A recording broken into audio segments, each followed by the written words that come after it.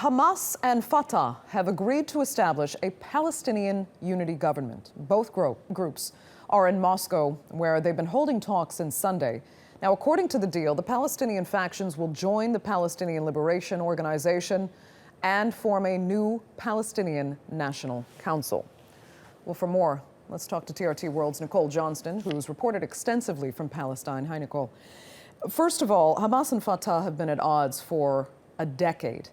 What has prompted them to form this unity government so quickly right now?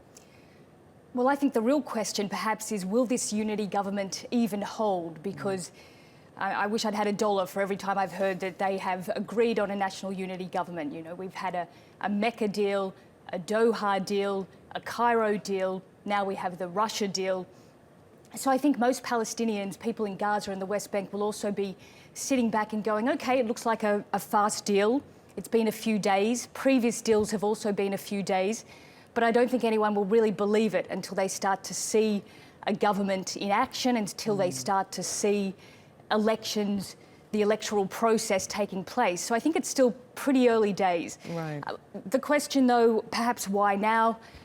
It could well be that we are seeing with the Palestinians a administration in the US that appears an upcoming administration very hostile to the Palestinian cause.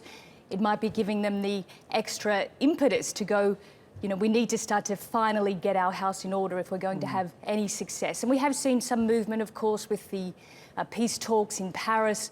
So there is some international movement going on, but I mean, it's still barely anything. It does seem, though, like the rhetoric of Donald Trump, you know, taking office in just a few days in the United States, what used to be the most important broker for peace in the region, has really focused Palestinians' minds, somewhat ironically. Well, that's right. I mean, already we can see very clearly the position of Donald Trump on this. He has put in place a US ambassador to Israel. His position as very pro-Israeli, anti-Palestinian is well known.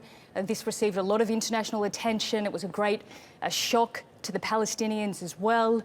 And now we're hearing Donald Trump saying that he'd like to see the US embassy moved from Tel Aviv to Jerusalem. Now, this could just be talk. We don't know with Donald Trump, of course, but this is a huge concern to the Palestinians. And as you said, you know, it could be a real reason why they think they finally need to try and get their unity happening. But I mean, this has happened rather quickly, given the context of things. I'm curious, what you were saying, the question is, will it hold? Because how will they reconcile the kinds of differences that have put them at odds over the last 10 years? Hamas is very religiously conservative, Fatah is more secular, and Islamic Jihad is also participating in these negotiations, and as far as we're seeing so far, will also form part of this unity government.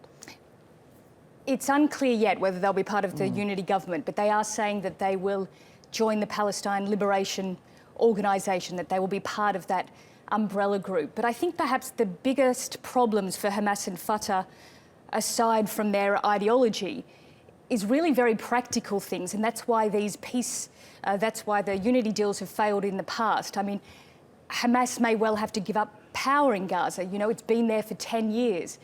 On the Palestinian side of the borders, it controls those border crossings. It hasn't wanted to give up control of those border crossings to the Palestinian Authority.